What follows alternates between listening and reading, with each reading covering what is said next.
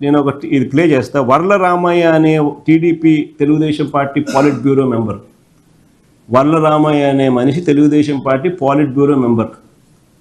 ఆయన వాళ్ళ party spokesperson, వాళ్ళ పార్టీ పాలిట్ బ్యూరో మెంబర్. ఆయన చేత చంద్రబాబు నాయుడు గారు మాట్లాడిస్తున్న మాటలు చూస్తే ఎంత ఆశ్చర్యంగా ఉన్నాయో తెలుసా? ఒక్కసారి వినండి ఆయన మాట్లాడే మాటలు.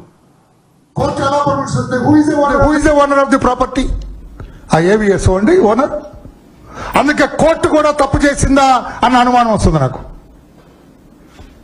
దీని మీద కూడా నేను ఆంధ్రప్రదేశ్ హైకోర్టు చీఫ్ జస్టిస్ గారిని సవినయంగా రిక్వెస్ట్ చేస్తూ ఉన్నా, మీ తరఫు నుంచి కూడా దర్యాప్తు చేయించాలి. How this case, such a serious case was taken with Lok Adalat, దర్యాప్తు చేయించాలని చెప్పి కూడా హైకోర్టు చీఫ్ జస్టిస్ గారిని నేను కోరుతున్నాను. Already there is a rumour floating at Tirupati. ఈ జడ్జి గారికి పైనుంచి ఎవరో జడ్జి ఇంకొక జడ్జి చెప్పారట. నేను అందుకు ఆ జడ్జి ఎవరైనా అట్లా అదంతా పెడుతుంటారు. మనం ఎవరిబడి ఈజ్ ఏ హ్యూమన్, మనందరం మనుషులే. జడ్జి అయినా, ఆఫీసర్ అయినా, గవర్నర్ అయినా, రాష్ట్రపతి అయినా, ప్రైమ్ మినిస్టర్, అందరం మనుషులమే కదా. ఈ జడ్జి గారికి పైన జడ్జి ఎవరో చెప్పారట పైనుంచి. ఆ జడ్జి ఎవరు, ఈ జడ్జి ఎవరు, ఏమిటిది అన్ని ఆ జడ్జి చెప్పిన, ఈ జడ్జి చెప్పిన, ఇన్స్పెక్టర్ జగన్మోహన్ దర్యాప్తు చేసిన జరిగింది అన్యాయం ఎవరికి?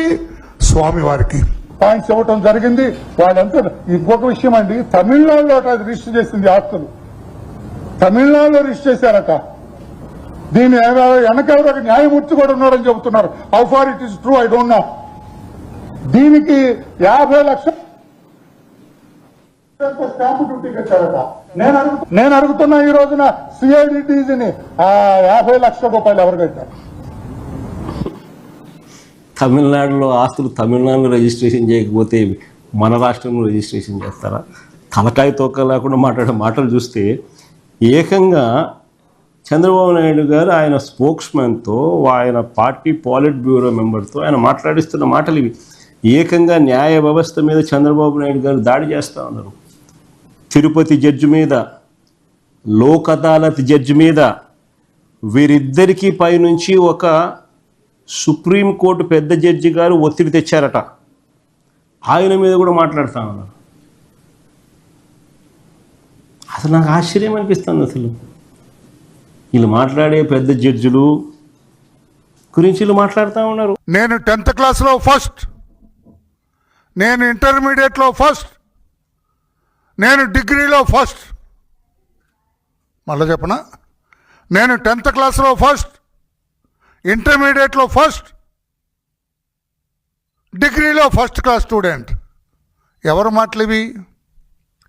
మొన్న 5 ఏళ్ళు రాష్ట్రానికి ముఖ్యమంత్రిగా పనిచేసి ఈరోజు ప్రతిపక్ష హోదాకు కూడా నోచుకోకుండా 11 సీట్లు గెలుచుకొని అసెంబ్లీ కూడా రాకుండా వెనకడుగు వేసిన పులివెందుల ఎమ్మెల్యే శ్రీ జగన్మోహన్ రెడ్డి గారు మాట్లాడే మాటలు ఇవన్నీ ఓకే. 10thలో ఫస్ట్, ఇంటర్మీడియట్లో ఫస్ట్, డిగ్రీలో కూడా ఫస్ట్ అనుకుందాము. ఓ జగన్మోహన్ రెడ్డి గారు 10th క్లాస్ ఏ కాలేజీలో, ఏ స్కూల్లో చదివావు? సమాధానం చెప్పగలవా? ఇంటర్మీడియట్ ఏ కాలేజీలో చదివావు? జూనియర్ కాలేజీ చెప్పాలి కదా పేరు. ఏ కాలేజీలో చదివావు? డిగ్రీలో ఫస్ట్, ఓకే అనుకుందాం ఫస్ట్ అని. ఎక్కడ, ఏ కాలేజీలో చదివావు? అది మాత్రం అడగకూడదట. ఆయన ఫస్ట్ అంటే నమ్మాలి. 10th, ఇంటర్, డిగ్రీలో. నేను ఈరోజు ఆయన ప్రెస్ మీట్ మాట్లాడిన దాన్ని 3 గంటలు సుదీర్ఘంగా మాట్లాడిన ప్రెస్ మీట్ చూచిన తర్వాత అందులో నా గురించి, వర్లరామయ్య అనే నా గురించి ఆయన ప్రస్తావించిన తర్వాత నాకు అర్థమైంది ఏంటంటే ఇతను ఆట్టే చదువుకోలేదు. 10th, ఇంటర్మీడియట్ ఎక్కడో డిమ్కీ కొట్టి ఉంటాడు. లేకపోతే చదువు లేనివాడు మాత్రమే వర్లరామయ్య గారు మాట్లాడింది అర్థం చేసుకోలేక, అవగాహన లేక ఇష్టం వచ్చినట్లు మాట్లాడతాడు. చదువుకున్నవాడైతే వర్లరామయ్య గారు మాట్లాడిన దాంట్లో తప్పేముంది?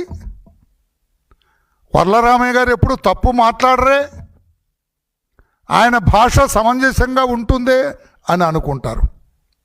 జగన్మోహన్ రెడ్డి గారు మీరు మాట్లాడిన దానికి నేను సమాధానం ఇస్తూ ఉన్నా. వర్లరామయ్య గారు ఈ పరకామణి కేసులో ఎవరో జడ్జి గారు కూడా ఇంటర్ఫీర్ అయ్యారు.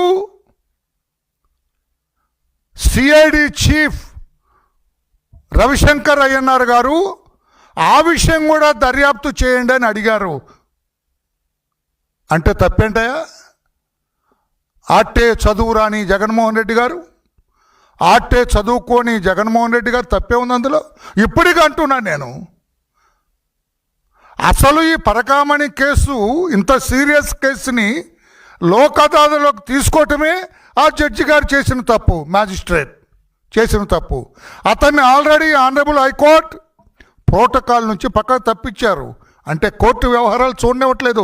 మీకు తెలియదు, నీకు తెలియదు చావదు, నువ్వు అర్థం చేసుకోవటానికి కూడా నీకు ఉండదు.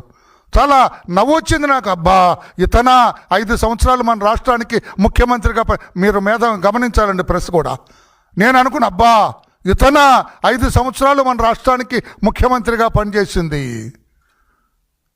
అంబేద్కర్ గారు రాసిన రాజ్యాంగం ఇటువంటి వ్యక్తులు కూడా ముఖ్యమంత్రి అవడానికి దోహదపడుతుందా అని కొంచెం మనసులో బాధపడ్డా. నేను ఆశ్చర్యపోయాను. నేను లేకపోతే ఏంటిది ఇప్పటికీ అంటున్నా, ఈరోజు అంటున్నాను, జగన్మోహన్ రెడ్డి గారు ఆ మ్యాజిస్ట్రేట్ గారు ఎలా తీసుకున్నారు?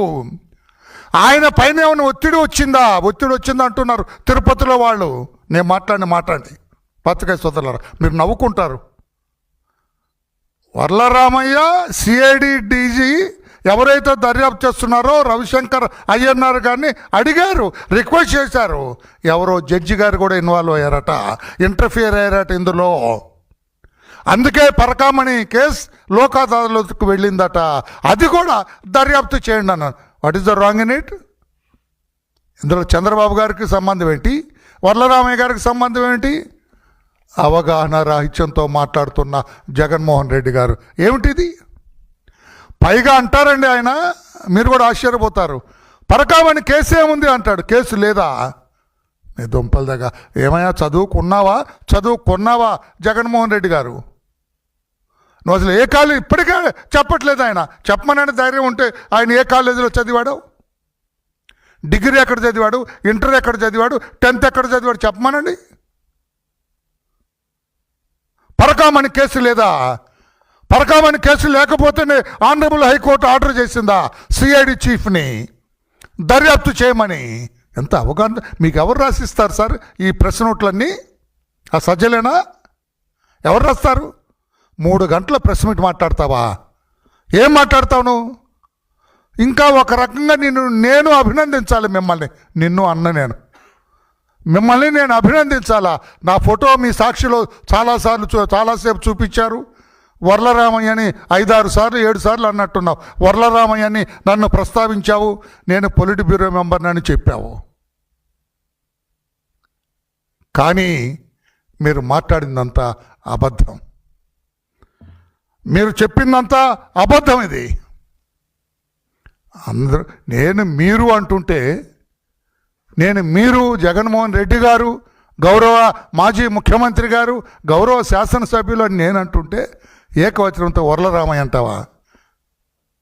మీకంటే మీ తండ్రి వయసు నాది కూడా